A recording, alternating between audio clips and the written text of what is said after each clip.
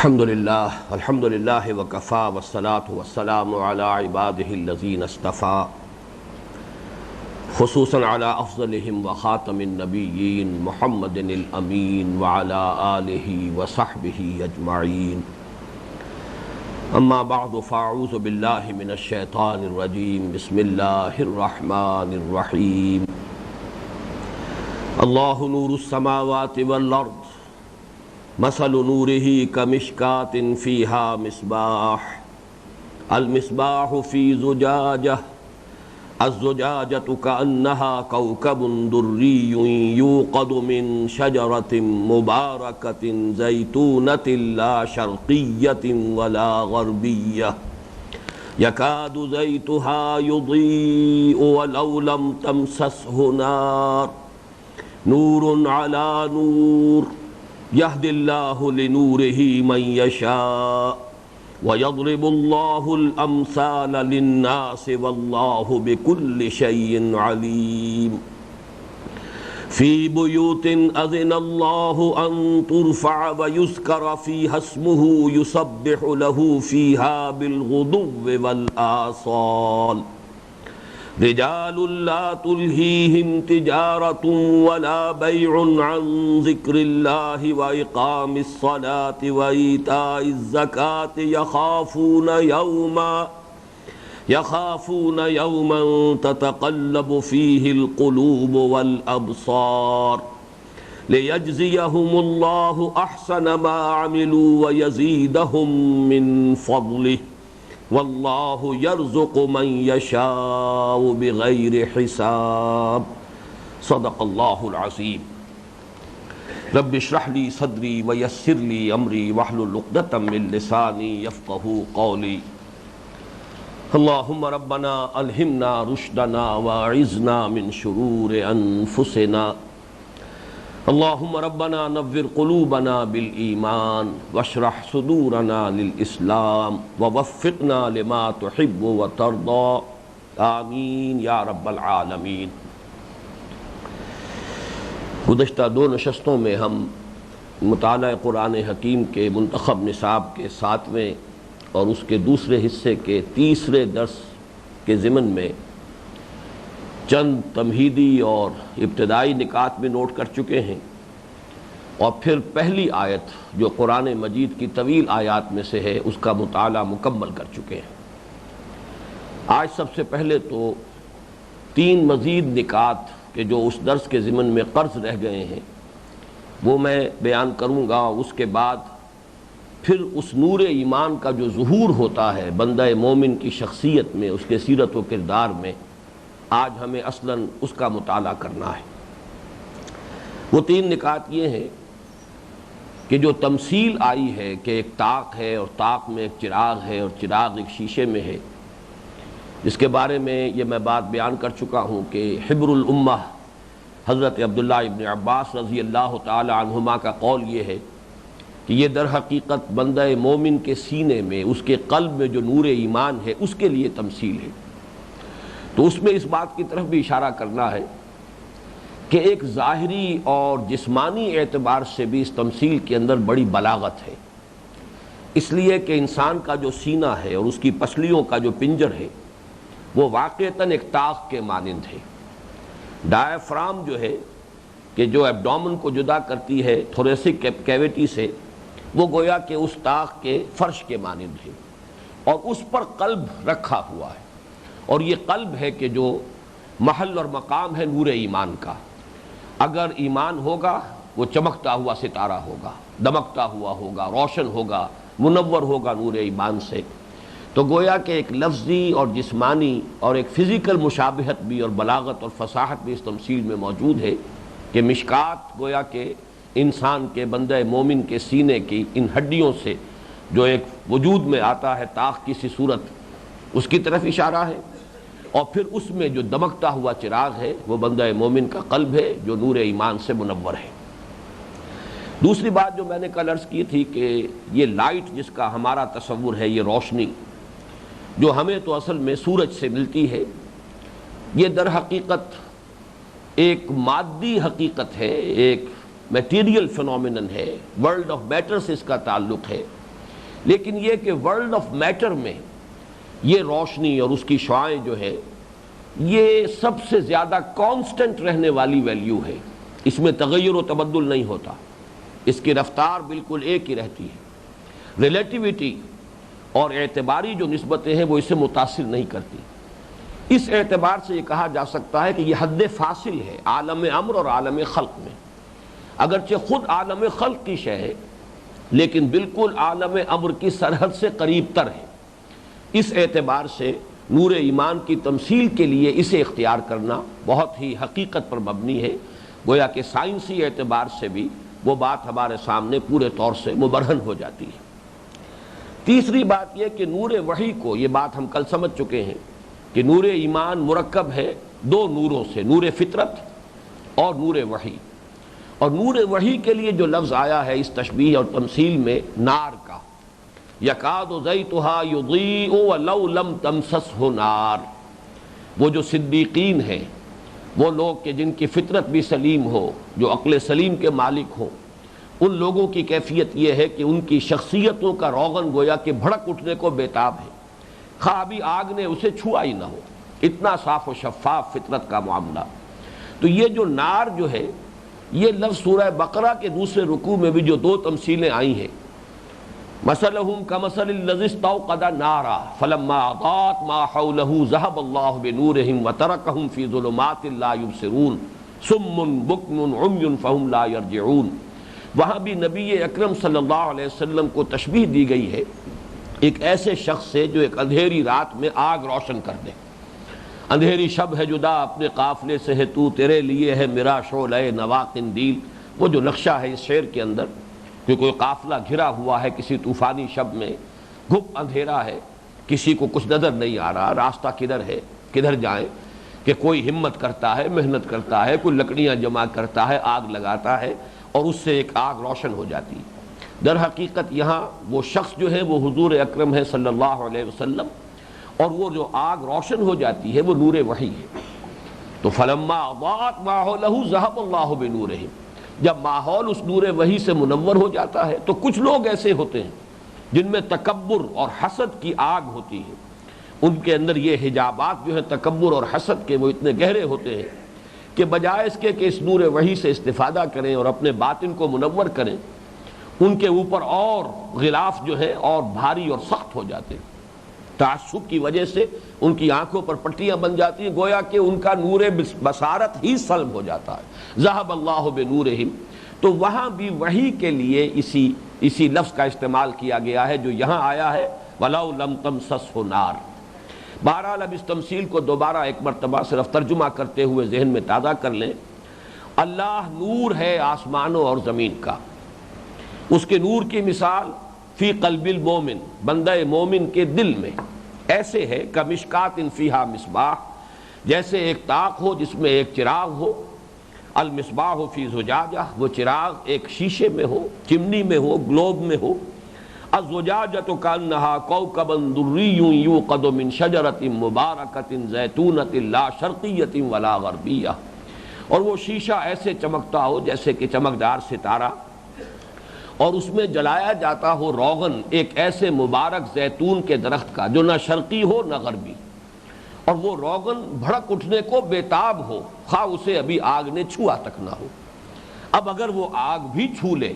یہ گویا کہ یہاں الفاظ محذوف ہیں، نور علی نور، پھر نور پر نور ہے،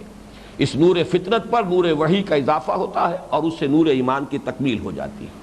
یہد اللہ لنورہ من یشاء، اللہ رہنمائی فرماتا ہے اپنی نور کی طرف، اس نور ایمان کی طرف، نور معرفت کی طرف، من یشاء، جس کو چاہتا ہے۔ وَيَضْرِبُ اللَّهُ الْأَمْثَالَ لِلنَّاسِ، اور اللہ ایسی مثالیں، یہ مثالیں بیان فرماتا ہے لوگوں کے لیے، یہ ان کی ضرورت ہے، اللہ کی نہیں۔ وَاللَّهُ بِكُلِّ شَيْءٍ عَلِيمٌ، اللہ تعالیٰ تو ہر چیز کا علم کامل رکھتا ہے، ہر شے کی اصل حقیقت اور ماہیت کو جانتا ہے۔ اب اس تمثیل کے بعد 3 آیات میں جو ابھی ہم نے تلاوت کی ہیں، ایک نقشہ کھینچا جا رہا ہے بندہ مومن کی شخصیت کا۔ اس سے پہلے کہ ہم لفظ بلفظ مطالعہ کریں ان 3 آیات کا، جو بات میں نے کل بھی عرض کی تھی اسے ذہن میں تازہ کر لیجئے کہ یہ جو ہمارے 2 دروس ہیں، ایمان کی حقیقت اور ماہیت کو بیان کرنے کے لیے دو اسلوب جو قرآن مجید میں آئے، جن میں سے ایک کی نمائندگی ہوئی سورہ آل عمران کی آیات 190 تا 195 سے، اور دوسرے اسلوب کی نمائندگی ہو رہی ہے ان آیات مبارکہ سے جن کا اس وقت ہم مطالعہ کر رہے ہیں۔ ان میں ہم یہ دیکھتے ہیں کہ دونوں مقامات پر اس نور ایمان کا ظہور جو ہوتا ہے بندہ مومن کی شخصیت میں، اس کا ایک نقشہ کھینچا گیا ہے، اگرچہ یہ دونوں نقشے بالکل مختلف ہیں۔ یوں کہا جا سکتا ہے کہ بندہ مومن کی سیرت و کردار کی تصویر کے دو رخ ہیں۔ ان میں سے ایک رخ وہ ہے کہ جس کا سورہ آل عمران میں ذکر ہوا، فالذین ہاجروا واخرجوا من دیارہم واوذوا فی سبیلی وقاتلوا وقتلوا، اسے ہم جدید اصطلاح میں کہہ سکتے ہیں ایکٹیوسٹ۔ یہ انداز جو ہے ایک فعال، یہ ظاہر میں ہجرت اور جہاد و قتال فی سبیل اللہ، یہ اس کا نقشہ ہے۔ اللہ کی راہ میں صبر و ثبات اور استقامت بلکہ مثابرت، اس لیے کہ آخری آیت جو ہے سورہ آل عمران کی، یا ایھا الذین آمنوا اصبروا وصابروا ورابطوا واتقوا اللہ لعلکم تفلحون۔ تو یہ ایک نقشہ ہے دین کی سربلندی کے لیے، اللہ کی غیرت اور حمیت میں دین کی طرف سے لوگوں پر اتمام حجت کے لیے تن من دھن لگا دینا، اس کے لیے جس چیز کو چھوڑنا پڑے چھوڑ دینا، اور جس چیز کو اختیار کرنا پڑے اختیار کرنا، جس سے لڑ جانا پڑے لڑ جائیں، جس سے تعلق منقطع کرنا پڑے منقطع کر دیں، جو مصیبت آئے جو تکلیف آئے جھیلیں، ثابت قدم رہیں، صبر کریں، مثابرت کا مظاہرہ کریں۔ اور دوسری شخصیت جو ہے وہ ہے اس جس کے اندر ذکر، شغل، اللہ تعالیٰ کی تسبیح، مناجات، دعا، نماز، زکوٰۃ، یہ ایک دوسرا رخ ہے۔ اور بندہ مومن کی ظاہری شخصیت، اب میں نے لفظ کا اضافہ کیا، نوٹ کی، ظاہری شخصیت کی بھی تکمیل تصویر کے ان دونوں رخوں کو جمع کر کے ہوتی ہے۔ ابھی میں نے عرض کیا ظاہری، اس لیے کہ ایک تھرڈ ڈائمنشن بھی ہے، جیسے کہ ہمارا کانسیپٹ اسپیس کے بارے میں، 3 ڈائمنشنل اسپیس، کوئی بھی جگہ ہوگی اس کا طول اور عرض، اور پھر یہ کہ اس کی یا بلندی اور یا اس کی گہرائی، یہ تھرڈ ڈائمنشن ہے۔ تو بندہ مومن کی شخصیت کی بھی ایک تیسری ڈائمنشن ہے، وہ اس کے باطنی احساسات ہیں۔ وہ رخ آئے گا اگلا جو درس ہے سورہ تغابن، اس کے دوسرے رکوع میں، وہاں بھی ایمان کی تشریح ہوگی پہلے رکوع میں، اور دوسرے رکوع میں ایمان کے مظاہر، ایمان کا ظہور، ایمان کے ثمرات، ایمان کے نتائج، اس شجرہ طیبہ میں جو پھل لگتے ہیں، جو برگ و بار آتے ہیں، ان کا ذکر، اور ان میں خاص طور پر یہ ایسوٹیرک ایلیمنٹ جسے کہا جائے گا، یہ باطنی رخ جو ہے بندہ مومن کی شخصیت کا، اس کے باطنی احساسات کیا ہوتے ہیں، اس کا نقطہ نگاہ کیا ہوتا ہے، اس کا زاویہ نگاہ کیا ہوتا ہے، یہ تیسرا رخ آ کر تب جا کر بندہ مومن کی شخصیت کی تصویر مکمل ہمارے سامنے آئے گی۔ یہ جو 2 دروس ہے، سابقہ درس اور یہ درس، اس میں ایک بات اور نوٹ کر لینے کی ہے کہ جیسے کہ ہم نے یہ دیکھا ہے کہ وہاں حصول ایمان کے ضمن میں بھی وہ دوسرا راستہ، خارج کا مشاہدہ، خارج کا مطالعہ، اس پر غور و فکر، پھر جسے ڈسکرسو نالج کہا جاتا ہے، درجہ بدرجہ قدم بقدم آگے بڑھنا، فطرت اور فطر پر عقل کی رہنمائی، اور اس میں درجہ بدرجہ آگے بڑھتے ہوئے عقلی ایمان، سمعی ایمان، وہاں تک پہنچنا۔ تو جیسا کہ میں نے کل عرض کیا تھا، یہ ایکسٹروورٹس کا معاملہ ہے، لہذا وہاں جو بندہ مومن کی شخصیت کے مظاہر بیان ہوئے وہ بھی خارج سے متعلق ہیں۔ اس کی شخصیت کا وہ پہلو، فعالیت جس میں ہے، جس میں سعی و جہد ہے، جس میں صبر و مثابرت ہے، جس میں مقابلہ ہے، جس میں جہاد اور قتال ہے۔ اور یہاں چونکہ دوسرا رخ سامنے آ رہا ہے، یہ ہے وہ انٹروورٹس کا معاملہ، یہ دروم بینی والا معاملہ، لہذا یہاں شخصیت کا رخ بھی وہ آ رہا ہے جس میں آپ کو خلوت گزینی، مسجدوں میں جانا، اعتکاف کرنا، اللہ کے نام کی مالا جپنا، اس کا ذکر کرنا، تسبیح و مناجات کرنا۔ تو اس اعتبار سے حصول ایمان کے جو 2 مختلف راستے تھے جن پر گزشتہ نشستوں میں تفصیلی گفتگو ہو چکی ہے، ان سے جو ایمان حاصل ہوتا ہے، اس کے جو ثمرات و نتائج ہیں، ان میں بھی یہ تھوڑا تھوڑا فرق ہے۔ البتہ یہ نوٹ کر لیجئے، جیسا کہ میں نے عرض کیا ہے کہ تصویر مکمل ہوگی دونوں رخوں سے، لیکن اس سے پہلے جیسا کہ میں عرض کر چکا ہوں مختلف مواقع پر کہ یہ جامعیت بہت شاذ ہوتی ہے کہ جو انسانوں میں نظر آئے۔ عام طور پر انسان یک رخے ہوتے ہیں، جیسے ہم نے سابق درس میں دیکھا تھا، 6 درس میں، کہ یا تو انسان کے اندر جو ہے وہ ذکر کی طرف رجحان زیادہ ہوگا یا فکر کی طرف زیادہ رجحان ہوگا، یا ذاکرین کا حلقہ ہوگا یا مفکرین نظر آئیں گے۔ ایسے لوگ بہت کم ہوں گے کہ جن میں ذکر و فکر کا یہ اختلاط موجود ہو۔ جیسے کہ علامہ اقبال نے کہا کہ فقر قرآن اختلاط ذکر و فکر، حالانکہ اصل پروڈکٹیو شے یہی ہوگی، صحیح نتائج تک انسان کو پہنچانے والا فقر وہی ہوگا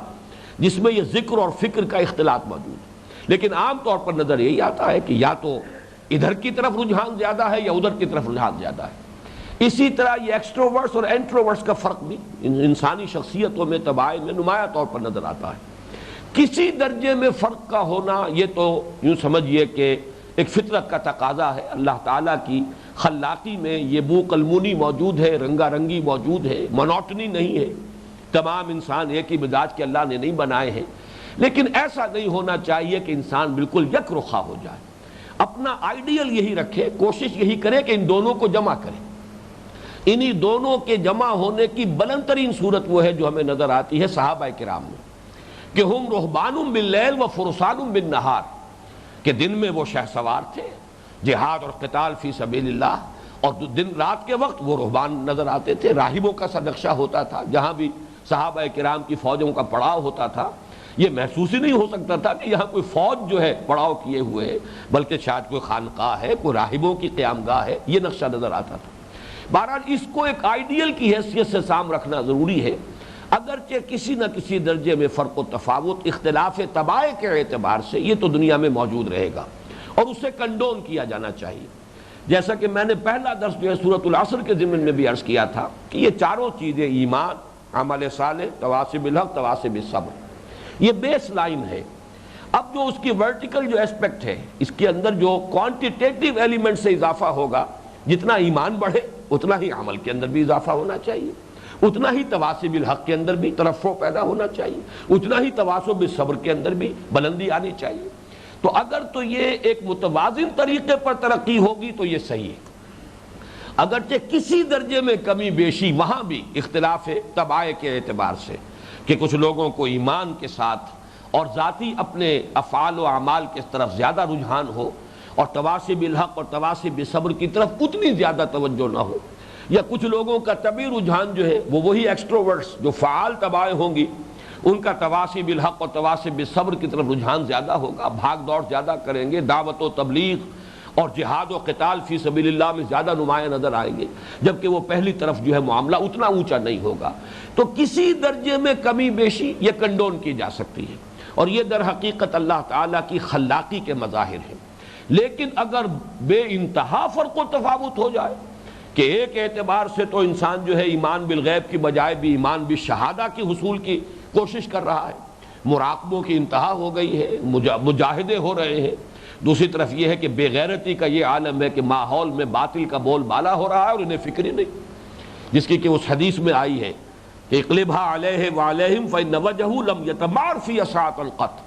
شخص تو وہ تھا کہ جس نے کبھی پلک جھپکنے جتنی دیر بھی معصیت میں نہیں گزاری، لیکن یہ کہ بے غیرتی کا یہ عالم تھا کہ اللہ تعالیٰ اور اس کے دین کی غیرت میں کبھی اس کے چہرے کا رنگ بھی متغیر نہیں ہوا، لہذا وہ دوسروں سے بڑھ کر مجرم ہے، الٹو اس بستی کو پہلے اس پر پھر دوسروں پر۔ اور اسی کے بالمقابل جہاد و قتال کا تو بڑا ولولہ ہو اور بہت غلغلہ ہو، لیکن یہ ہے کہ فرض نمازیں بھی پوری ادا نہ ہو رہی ہوں، اس کے بھی حقوق جو ہے وہ مجروح ہو رہے ہوں، یہ بالکل دوسری بات ہو جائے گی۔ تو یہ میں آج عرض کرنا چاہتا تھا کہ یہ 3 ڈائمینشنل کانسیپٹ سامنے رہے،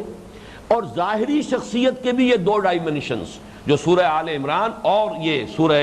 نور کے جو ہمارے یہ دروس ہیں ان سے سامنے آتے ہیں، ان تینوں سے ایک جامع شخصیت جو ہے وہ ہمارے سامنے رہے اور وہ ہمارا آئیڈیل ہو۔ اب آئیے ان آیات کا لفظ بلفظ مطالعہ کریں۔ فی بیوت اذن اللہ ان ترفع ویذکر فیہا اسمہ یسبح لہ فیہا بالغدو والآصال، ان گھروں میں کہ جن کے لیے اللہ نے حکم دیا ہے کہ انہیں بلند کیا جائے اور نام لیا جائے، یاد کیا جائے ان میں اس کا نام، وہ تسبیح کرتے ہیں اس کی، یسبح لہ فیہا، اس میں، بالغدو والآصال، صبح کے وقت بھی اور شام کے اوقات میں بھی۔ اب یہ گویا کہ ان کا نمایاں ترین وصف ہے کہ جو سامنے آ رہا ہے، نور ایمان سے جن کے سینے اور قلوب منور ہیں ان کی شخصیت کا ایک نمایاں وصف یہ ہوگا۔ بیوتن سے یہ بھی مراد لیا گیا ہے کہ مساجد جو ہیں وہ تو اس میں شامل ہیں ہی، لیکن عام گھر بھی، وہ گھر جن میں اللہ کا بندہ جو ہے اللہ کا نام لیتا ہے، بلکہ پسندیدہ یہ ہے کہ نوافل جو ہے وہ تو گھروں میں ادا کیے جائیں اور مسجدوں کو صرف جو فرض نماز ہے اس کے لیے خاص کیا جائے۔ صحابہ کرام کا حضور کا معمول یہ تھا، اور حضور نے فرمایا بھی ہے کہ اپنے گھروں کو مقبرے نہ بنا لو، یعنی یہ کہ ساری نماز مسجد ہی میں ادا کر رہے ہیں، گھر میں آ کر نماز پڑھنے کا کوئی مرحلہ آتا ہی نہیں، موقع آتا ہی نہیں۔ تو ایک رائے یہ بھی ہے کہ یہاں بیوت سے مراد صرف مساجد نہیں بلکہ سب گھر ہیں، اہل ایمان کے گھر بھی شامل ہیں اور اللہ کے گھر بھی شامل ہیں،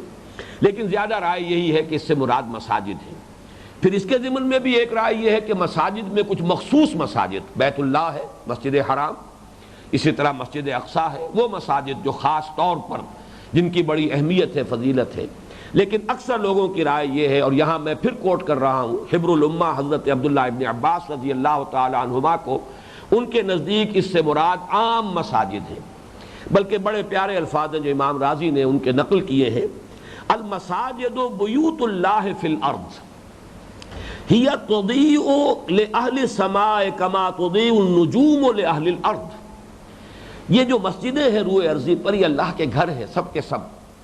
اور یہ چمکتی ہیں آسمان والوں کے لیے۔ آسمان والے جو ہیں جب دیکھتے ہیں زمین کو تو اس زمین کے اندر یہ مساجد دمکتی ہیں، روشن ہوتی ہیں، جیسے کہ زمین والوں کے لیے جب وہ آسمان کی طرف دیکھتے ہیں تو ستارے دمکتے ہیں، جیسے ہم آسمان کو دیکھتے ہیں تو ان پر ستارے چمک رہے ہوتے ہیں، ایسے ہی آسمان کی جو مخلوق ہے فرشتے، وہ جب زمین کو دیکھتے ہیں تو انہیں چمکتے ہوئے جو سپاٹس نظر آتے ہیں، تاروں کی طرح چمکتے ہوئے، جیسے کہ ہم وہ الفاظ بھی پڑھ چکے ہیں، کانہا کوکب دری، ایسے ہے کہ جیسے کہ چمکدار ستارہ۔ تو آسمان والوں کے لیے یہ مساجد اسی طرح چمکتی اور دمکتی ہیں جیسے کہ زمین والوں کے لیے آسمان کے ستارے چمکتے اور دمکتے ہیں۔ بہرحال فی بیوت اذن اللہ، یہ اذن یا اذنو مجرد سنا دینے کے لیے بھی آتا ہے، کوئی بات کسی کو سنا دینا، اذن کان کو کہتے ہیں، تو کسی کے کان کھول دینا، کسی کے کانوں تک کوئی بات پہنچا دینا۔ پھر اذن جو ہے خاص طور پر کسی کام کی اجازت کے لیے لفظ مستعمل ہے، عام طور پر زیادہ جو ہے اس کا استعمال اسی کے لیے ہے کہ کسی چیز کے لیے اجازت دی جائے، لیکن یہ حکم کے معنی میں بھی آتا ہے، یہاں یہ اس معنی میں آتا ہے، یہ آیا ہے کہ اذن اللہ ان ترفع، اللہ نے حکم دیا ہے ان گھروں کے بارے میں کہ انہیں بلند کیا جائے۔ ترفع سے بھی مراد ایک تو یہ بھی ہے عام تعمیر، اس لیے کہ جب تعمیر کی جاتی ہے تو رفتہ رفتہ جو اس کی دیواریں ہیں وہ بلند کی جاتی ہیں، جیسے سورۃ البقرہ میں آیا ہے وَإِذْ يَرْفَعُ إِبْرَاهِيمُ الْقَوَاعِدَ مِنَ الْبَيْتِ وَإِسْمَاعِيلُ، جبکہ بنیادوں کو اٹھا رہے تھے، ہمارے گھر کی بنیادوں کو اٹھا رہے تھے، بلند کر رہے تھے ابراہیم اور اسماعیل علیہ السلام۔ تو محض تعبیر کے لیے بھی یہ لفظ آ جائے گا، لیکن یہ کہ اس میں یقیناً مراد ہے ایک تو تعظیم و توقیر، اللہ کے گھروں کی تعظیم ہونی چاہیے، ان کی توقیر ہونی چاہیے۔ پھر تطہیر، جیسے کہ قرآن مجید میں دو جگہ، سورۃ البقرہ میں بھی اسی مقام پر اور سورہ حج میں بھی آیا ہے، ان طہر بیتی للطائفین والقائمین والرکع السجود، یہ سورہ حج میں واحد کے صیغے میں آیا اس لیے کہ وہاں خطاب صرف حضرت ابراہیم سے ہے، اور سورہ بقرہ میں حضرت ابراہیم اور حضرت اسماعیل علیہ السلام دونوں سے خطاب ہے، تو تثنیہ کا صیغہ ان طہرا بیتی للطائفین والعاکفین والرکع السجود۔ تو تطہیر جو ہے ظاہری نجاست سے بھی پاک و صاف رکھنا، باطنی نجاست یعنی شرک کی آلودگی سے اس کی حفاظت کرنا، اس کو پاک و صاف رکھنا۔ پھر تعظیم، جیسے کہ مجھے جب میں یہ نوٹ کر رہا تھا تو یاد آئی دعا جو ہے، جو حضرات ابھی حج کر کے آئے ہیں انہیں یہ یاد ہوگی دعا، کہ بیت اللہ پر جیسے ہی نظر پڑے، پہلی نظر جب پڑے تو فوراً جو دعا مانگنا مسنون ہے وہ یہ ہے کہ اللہم زد بیتک ھذا تشریفا و تعظیما و تکریما، اے اللہ اپنے اس گھر کی تشریف و تکریم و تعظیم میں اور اضافہ فرما۔ تو یہ تعظیم و تکریم اور توقیر جو ہے اللہ کے گھروں کی، یہ بھی اس سے مراد ہے، اور یہ کہ رفع کرنا، بلند کرنا ظاہری اعتبار سے بھی مراد ہے، اگرچہ کوئی ظاہری شان و شوکت اور خاص طور پر اس میں تزیین و آرائش اور اس میں تکلفات سے کام لینا پسندیدہ نہیں ہے، لیکن یہ چیز بہرحال پسندیدہ ہے اور مطلوب ہے کہ مسلمانوں کی جس بستی میں اللہ کا گھر تعمیر کیا جائے وہ اس بستی میں نمایاں نظر آنا چاہیے،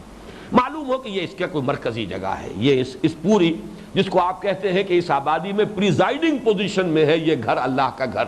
وہ اس طریقے سے نمایاں نظر آ رہا ہو۔ اس اعتبار سے مادی اور ظاہری اعتبار سے بھی اللہ کے ان گھروں کا بلند ہونا جو ہے وہ پسندیدہ اور مطلوب ہے۔ اگرچہ خام خواہ کی آرائش اور زیبائش اور اس میں تصنع اور تزیین، اس کے اوپر اس میں تکلف اور تصنع سے کام لینا یہ پسندیدہ نہیں ہے۔ بڑا پیارا شعر ہے اقبال کا کہ میں ناخوش و بیزار ہوں مرمر کے سلوں سے، میرے لیے مٹی کا حرم اور بنا دو۔ وہ مسجد نبوی جو ہے جو کچی تھی اور جس پر صرف کھجور کے پتوں کی چھت پڑی ہوئی تھی، جب بارش ہوتی تھی تو وہ ٹپکتی تھی، اور صحن جو ہے اس کا مسجد کا فرش جو ہے وہ کیچڑ کی شکل اختیار کر لیتا تھا۔ وہ مسجد کہیں مبارک تھی، اور وہ مسجد تھی جس کی بنیاد تقویٰ پر تھی۔ وہ مسجد تھی جس سے کہ ایک عالمی انقلاب جو ہے اس کے لیے ساز و سامان فراہم ہوا ہے، اس کے لیے سارے تقاضے پورے ہوئے۔ اور اب چاہے آپ کتنی تزیین و آرائش کر لیں بہرحال، بلکہ ایک تو جو آخری زمانے کے بارے میں حضور نے جو خبریں دی ہیں کہ جن میں حالات کے اندر جو تنزل آ جائے گا اس کا انتہائی نقشہ کھینچا گیا ہے، تو مساجد کے بارے میں فرمایا ہے وَمَسَاجِدُهُمْ عَامِرَةٌ وَهِيَ خَرَابٌ مِّنَ الْهُدَى، کہ مسلمانوں کی اس دور زوال میں مسجدیں آباد تو بہت ہوں گی،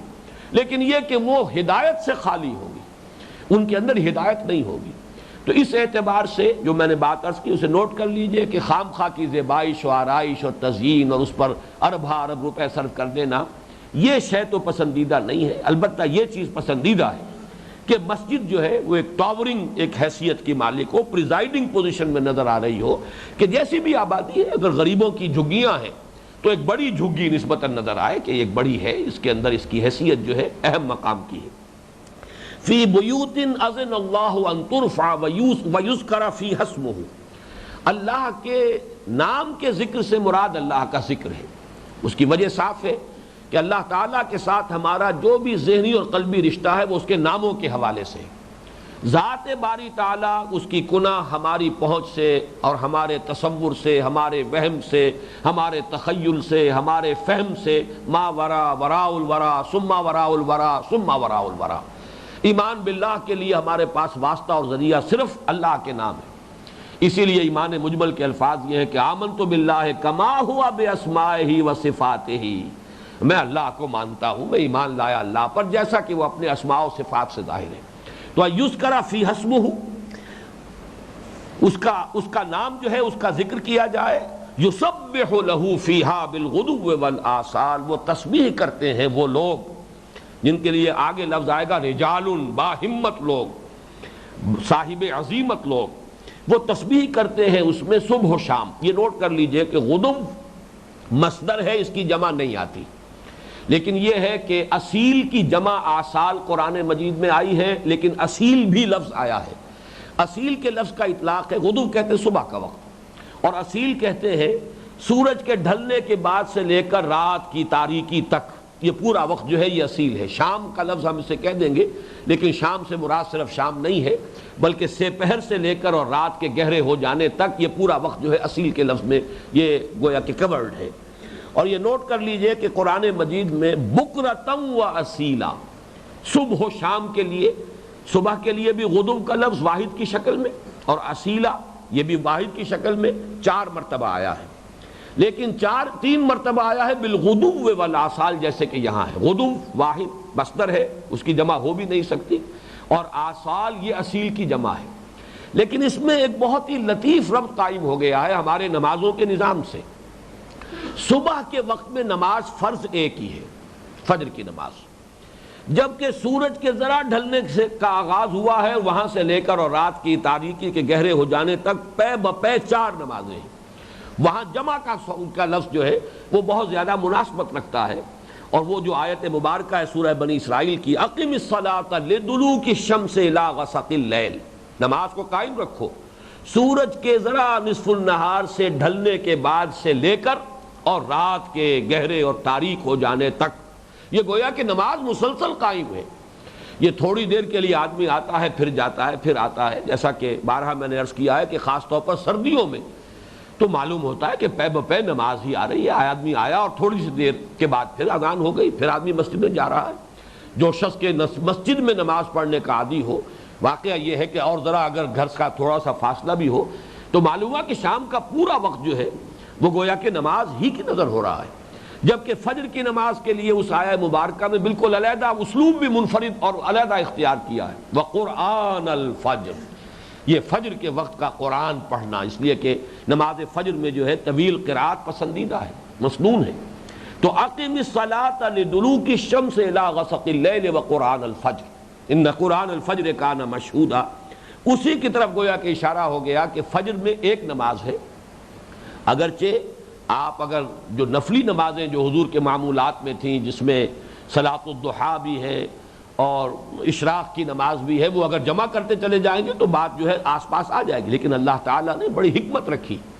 کہ انسان کو اپنی معاشی جو جد و جہد ہے اس کے لیے ایک وقت جو ہے ایسا مسلسل مل جائے کہ جس میں کوئی بھی اس میں وقفہ نہ آئے اور وہ اپنی کسی بھی معاشی جو بھی اس کی سعی ہے اس میں وہ لگا رہے۔ تو فرض نماز نہیں رکھی فجر سے لے کر ظہر تک، البتہ اس کے بعد یہ پے بپے نمازیں آتی ہیں۔ تو فرمایا کہ اس شخص کا یہاں پہ اشارہ جو ہو رہا ہے نوٹ کر لیجئے کہ ایسے شخص کا نقشہ کھینچا جا رہا ہے کہ جس کا گویا کہ دل مسجد میں اٹکا ہوا۔ یہ الفاظ وہ ہیں جو اس حدیث میں آئے ہیں، جو بڑی مشہور حدیث ہے، متفق علیہ ہے، بخاری اور مسلم دونوں میں موجود ہے، جس میں کہ حضرت ابو ہریرہ رضی اللہ تعالیٰ عنہ روایت فرماتے ہیں کہ حضور نے ارشاد فرمایا، سبعۃ یظلھم اللہ فی ظلہ یوم لا ظل الا ظلہ، 7 قسم کے لوگ وہ ہیں جنہیں اللہ تعالیٰ حشر کے میدان میں یوم قیامت کو خاص اپنے سائے میں جگہ دے گا، جبکہ اس کے سائے کے سوا کوئی سایہ نہیں ہوگا۔ ان میں پہلے نمبر پر ہے امام عادل، ایک ایسا امام صاحب اختیار شخص جو مسلمانوں کے اجتماعی معاملات کا امین ہے اور وہ عدل کرتا ہے، امام عادل۔ اور دوسرے نمبر پر وہ شاب نشا فی عبادت اللہ، وہ نوجوان در جوانی توبہ کردن شیوہ پیغمبریس، وہ نوجوان کہ جس نے اپنی جوانی جو ہے اللہ تعالیٰ کی عبادت کی نظر کی ہو۔ تیسرے نمبر پر وَرَجُلٌ قَلْبُهُ مُعَلَّقٌ بِالْمَسَاجِدِ، تیسرا شخص وہ ہے جس کا دل مسجدوں میں اٹکا ہوتا ہے، گویا کہ مسجد سے باہر وہ نکلتا ہے تو اپنی طبیعت پر جبر کر کے ایک ضرورت کے لیے، جیسے درجے کا فرق تو ہوگا، فرق مراتب ذہن میں رکھیے، انسان بیت الخلاء میں بھی جاتا ہے اپنی مجبوری کے لیے، احتیاج ہے، ضروری ہے، حوائج ضروریاں ہیں، لیکن یہ کہ بہرحال وہاں انسان اس کو وہ جگہ کوئی پسند نہیں ہے، وہاں پر زیادہ دیر ٹھہرنا اسے پسند نہیں ہے۔ اسی طریقے سے مسجد سے جو تقابل کریں گے تو یہ دنیا کا معاملہ اسی درجے میں آئے گا کہ جو واقعتاً اللہ تعالیٰ کی معرفت کی چاشنی جسے حاصل ہو گئی ہو، اس کا دل تو اٹکا رہے گا مسجد میں، وہ چاہے گا باہر نکلے گا تو ماہی بے آب جسے آپ کہتے ہیں کہ جس طرح مچھلی جو ہے پانی سے باہر نکال لی جائے، اسی طرح کی کیفیت اس کی ہوگی۔ وہ گویا کہ ایک شدید مجبوری کے تحت ضروریات زندگی ہے، بال بچوں کا پیٹ پالنا ہے، دکان ہے یا کوئی اور معاملہ ہے، اس کے اندر اسے لگنا ہے، یا اپنی گھریلو جو ضروریات ہیں ان کو پورا کرنے کے لیے تو وہ نکلتا تو ہے لیکن دل وہیں اٹکا رہتا ہے۔ وَرَجُلٌ قَلْبُهُ مُعَلَّقٌ بِالْمَسَاجِدِ، باقی یہ کہ یہ وہ 4 اور بھی سن لیجئے۔ وَرَجُلَانِ تَحَابَّا فِي اللَّهِ اجْتَمَعَا عَلَيْهِ وَتَفَرَّقَا عَلَيْهِ، چوتھے نمبر پر وہ 2 اشخاص جو خالص اللہ کے لیے ایک دوسرے سے محبت کرتے ہو، لوجہ اللہ، اسی پر جمع ہو اسی پر جدا ہو۔ وَرَجُلٌ دَعَتْهُ امْرَأَةٌ ذَاتُ مَنْصَبٍ وَجَمَالٍ فَقَالَ إِنِّي أَخَافُ اللَّهَ، اور وہ شخص کہ جسے کوئی عورت کہ جو حسب نسب والی بھی ہو اور حسن و جمال والی بھی ہو گناہ کی دعوت دے، لیکن وہ کہے کہ نہیں میں اللہ سے ڈرتا ہوں، مجھے اللہ کا خوف ہے۔ پھر وہ شخص وَرَجُلٌ تصدق بصدقة فاخفاها حتى لا تعلم شماله ما تنفق يمينه، وہ شخص کہ جو ایک صدقہ دیتا اللہ کی راہ میں، مال خرچ کرتا ہے لیکن اس درجے اخفاء سے کام لیتا ہے کہ جو کچھ اس کا داہنا ہاتھ دے رہا ہوتا ہے بائیں ہاتھ کو اس کی خبر نہیں ہوتی۔ اور آخری بات ہے وَرَجُلٌ ذَكَرَ اللَّهَ خَالِيًا فَفَاضَتْ عَيْنَاهُ، اور وہ شخص کہ جو خلوت میں ہو اور اس کو اللہ یاد آئے اور اس کی آنکھوں میں سے آنسو بہنے لگے، لیکن خلوت میں، جلوت میں نہیں، لوگوں میں نہیں، یہ خلوت کے اندر یہ کیفیت ہو۔ یہ ہے کہ وہ 7 افراد، ان میں جیسا کہ میں نے عرض کیا نمبر 3 پر وَرَجُلٌ قَلْبُهُ مُعَلَّقٌ بِالْمَسَاجِدِ، وہی نقشہ یہاں ہے، فِي بُيُوتٍ أَذِنَ اللَّهُ أَن تُرْفَعَ وَيُذْكَرَ فِيهَا اسْمُهُ يُسَبِّحُ لَهُ فِيهَا بِالْغُدُوِّ وَالْآصَالِ رِجَالٌ لَا تُلْهِيهِمْ تِجَارَةٌ وَلَا بَيْعٌ عَن ذِكْرِ اللَّهِ وَإِقَامِ الصَّلَاةِ وَإِيتَاءِ الزَّكَاةِ، وہ جواں ہمت لوگ، وہ مرد، وہ جواں مرد کہ جنہیں غافل نہیں کر پاتی نہ کوئی تجارت، کوئی کاروبار دنیاوی، نہ کوئی سودا، کہ عین وقت نماز کا جو وقت ہے اور کوئی سودا ہو رہا ہے اور بڑا اٹریکٹیو سودا ہے، کوئی بہت ہی اچھا بارگین ہے، آدمی چاہتا ہے کہ اب یہ ہو ہی جائے، چاہے وہ نماز میری جو ہے جماعت نکلی جا رہی ہو۔ یہ امتحان ہے جو اللہ تعالیٰ قدم قدم پر لوگوں کے لے لیتا ہے، لیکن وہ باہمت لوگ، صاحب عزم و ہمت لوگ کہ جنہیں کوئی کاروبار دنیاوی، کوئی تجارت اور کوئی سودا نہ باز رکھ سکے، نہ غافل کر سکے اللہ کی یاد سے اور نماز کے قائم کرنے سے اور زکوٰۃ کے ادا کرنے سے، یہ استقامت عبادات پر۔ تو یہاں جیسا کہ میں عرض کر چکا ہوں تفصیل سے، یہاں وہ نقشہ سامنے لایا جائے عبادات کا، ذکر کا، تسبیح کا، مناجات کا، اللہ سے دعا کرنے کا۔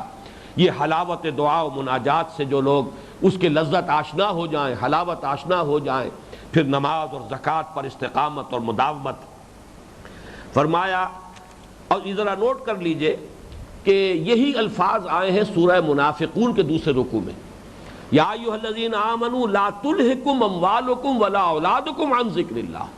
در حقیقت یہ اللہ تعالیٰ کی یاد سے غفلت اور اللہ تعالیٰ کی یاد کی سب سے منظم اور کامل صورت نماز ہے۔ نہ غافل کر پائے تمہیں اللہ کی یاد سے تمہارے اموال اور تمہاری اولاد۔ یہ مال و دولت دنیا، جس کو اقبال نے کہا یہ مال و دولت دنیا، یہ رشتہ و پیوند، بتان وہم و گما لا الہ الا اللہ۔ ایسا نہ ہو کہ یہ بتان وہم و گما تمہارے دلوں میں اس درجے جو ہے گھر کر لیں ان کی محبت کہ اللہ کی یاد سے بھی تمہیں غافل کر دیں۔ اگر یہ کرو گے تو پھر نفاق کی چھوت لگ جائے گی۔ جیسے انسان کی اگر صحت کمزور ہو اور اس کا اپنا ڈیفنس جو ہے وہ کمزور پڑ چکا ہو، ریزسٹنس کمزور ہو، ریزسٹنس کم ہو جائے تو پھر جراثیم حملہ آور ہو جاتے ہیں، ورنہ جراثیم انسان کا کچھ نہیں بگاڑ سکتے۔ اسی طرح نفاق کے جراثیم حملہ آور ہوتے ہیں کب؟ جبکہ قلب انسان جو ہے وہ یاد الہی سے غافل ہو جائے۔ لا تلھکم اموالکم ولا اولادکم عن ذکر اللہ ومن یفعل ذلک فاولئک هم الخاسرون۔ جو یہ کریں گے پھر وہ خسارے میں پڑ کر رہیں گے۔ اب اگلے الفاظ پر غور کیجئے، یخافون یوما تتقلب فیہ القلوب والابصار۔ یہ سب کچھ کر کے بھی وہ ڈرتے رہتے ہیں، لرزاں و ترساں رہتے ہیں اس دن کے خیال سے جس دن کے نگاہیں اور دل الٹ جائیں گے۔ یہ ایک بہت اہم نقطہ ہے کہ ایک ہوتا ہے انسان کو اگر اللہ نے کچھ توفیق عطا کر دی ہے، نیکی کی، خیر کی، عبادات کی، تو ایک استغنا سا پیدا ہو جائے، عجب پیدا ہو جائے اپنے تقویٰ پر، اپنی نیکی پر، اپنے اتباع سنت پر۔ ایک یہ ہے کہ جتنا انسان اس میں بڑھے اتنا ہی اللہ تعالیٰ کی خشیت اور اس کے خوف میں بھی اضافہ ہوتا چلا جائے۔ یہ ہے در حقیقت اصل تقویٰ کا جو مظہر ہوگا، ورنہ معلوم ہوگا کہ کوئی پیتھولوجیکل کنڈیشن ہے، کوئی بیماری کی کیفیت ہے۔ یہ صورت تقویٰ ہے، حقیقت تقویٰ نہیں ہے۔ حقیقت تقویٰ جو ہے کہ جتنا ہی انسان ترقی کرتا چلا جائے، جیسے کہ شیخ سعدی نے بہترین مثال دی ہے کہ درخت پر جب پھل آ جاتا ہے تو شاخیں جھک جاتی ہیں۔ یہ جھک جانا جو ہے، مثمر جو شاخ ہوگی وہ بجائے اس کے کہ اوپر کو اٹھے وہ نیچے جھکے گی۔ تو تواضع کا پیدا ہونا اور خشیت اور خشوع اللہ کے لیے بڑھ جانا، یہ ہے در حقیقت جو اصل تقویٰ ہوگا اس کی نشانی۔ اور اس میں بھی ایک خاص نقطہ ہے، اسے نوٹ کر لیجئے کہ یہ جو انٹروورٹس ہوتے ہیں، ایکسٹروورٹس کا مزاج یہ ہوتا ہے کہ وہ اپنے اندر جھانکتے ہی نہیں۔ جو خالص ایکسٹروورٹ ہوگا اس کو تو ساری دلچسپی خارج کی دنیا سے ہے۔ اگر فرض کیجئے کہ اسے کسی کام میں ناکامی ہو جاتی ہے تو اس کے اسباب بھی خارج میں تلاش کرے گا، کبھی اپنے اندر جھانک کر نہیں دیکھے گا کہ مجھ سے تو کوئی غلطی نہیں ہو گئی، اس نے یہ کر دیا، اس نے یہ کر دیا، اس نے یہ معاملہ بگاڑ دیا، وہ یوں آڑے آ گیا، فلاں حادثہ پیش آ گیا، لہذا میں ناکام ہو گیا۔ اور ایک وہ شخص ہوتا ہے دروبی، انٹروورٹ، وہ اس کی ہمیشہ توجہ اپنے باطن کی طرف ہوتی ہے، وہ غور کرتا رہتا ہے، اور ایسے شخص کے لیے ہمیشہ اپنی خامیاں، اپنی کوتاہیاں، اپنی کمزوریاں جو ہے اس کے سامنے رہیں گی۔ یہی مناسبت ہے کہ یہ جو انٹروورٹس کا معاملہ یہاں زیر بحث آ رہا ہے، حصول ایمان کا بھی وہ راستہ، اور نمبر دو پھر جو اوصاف اور اس کے جو مظاہر ایمان ہیں، شخصیت کے اور سیرت و کردار کے خد و خال، اور اس میں خاص طور پر یہ تیسری بات ایڈ کیجئے کہ یہ دروبی لوگ اپنے گریبانوں میں جھانکتے رہتے ہیں۔ اسی کو بعض اشعار میں لوگوں نے نمایاں کیا ہے کہ علماء کا، چونکہ ہمارے ہاں یہ صوفیہ اور علماء کے مابین چشمک رہی ہے، ایک دوسرے پر فقرے بازی ہوتی رہی ہے، یہ مدرسہ اور خانقاہ ہمارے ہاں دو انسٹیٹیوشنز ڈیولپ ہوئے ہیں۔ جب مسلمانوں کی حکومتیں تھیں تو یہ تین طبقے وجود میں آئے، وما افسد الدین الا الملوک، وَأَحْبَارُ سَوْءٍ وَرُهْبَانُهَا، سارا فساد ہوتا ہے بادشاہوں اور جو دنیا دار مولوی اور دنیا دار صوفی، یہ علماء سو، اور اسی طریقے سے جو راہب ہو، جو ظاہری راہب ہے حقیقت میں دنیا کے طالب۔ تو یہ مدرسہ اور خانقاہ جو اقبال نے بھی ایک مصرے میں جمع کیا ہے، اٹھا میں مدرسہ و خانقاہ سے نمناک، میں نے دونوں کو دیکھ لیا ہے، کہیں خیر نظر نہیں آ رہا، دونوں ہمارے انسٹیٹیوشنز جو ہیں وہ سڑ گئے ہیں، دونوں کے اندر ڈکے ہے، دونوں کے اندر زوال کی انتہا ہے۔ اٹھا میں مدرسہ و خانقاہ سے نمناک، کہیں مجھے خیر نظر نہیں آیا۔ تو یہ مدرسہ اور خانقاہ کی جو ایک دوسرے کے ساتھ چشمک رہتی تھی، فقرے چست ہوتے تھے،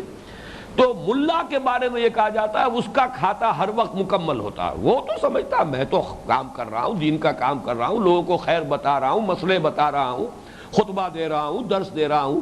اور صوفی جو ہے اس کی پوتھی ہمیشہ کچی رہتی ہے، وہ بیچارہ سب کچھ کر کے بھی اسے یہ فکری دامنگیر رہتا ہے کہ پتہ نہیں، یہ فکر دو اعتبارات سے دامنگیر رہتا ہے، پتہ نہیں جو کچھ میں کر رہا ہوں اس میں خلوص ہے کہ نہیں۔ واقعہ یہ ہے کہ اس کا فیصلہ بسا اوقات انسان کے لیے مشکل ہو جاتا ہے، اس لیے کہ جتنی آپ کے اندر باریک بینی پیدا ہو جائے گی اتنا ہی آپ کو اپنے نقائص کا اور اپنے عیوب کا علم ہوگا، جتنا آپ اپنے اندر جھانکیں گے اتنی ہی آپ کو اپنی کمزوریاں نظر آئیں گی۔ تو پھر انسان محسوس کرتا ہے کہ میں اگرچہ بہت کچھ کر رہا ہوں لیکن یہ کہ پتہ نہیں اس میں خلوص شامل ہے یا نہیں، اور اگر خلوص نہیں ہے تو لینے کے دینے پڑ جائیں گے،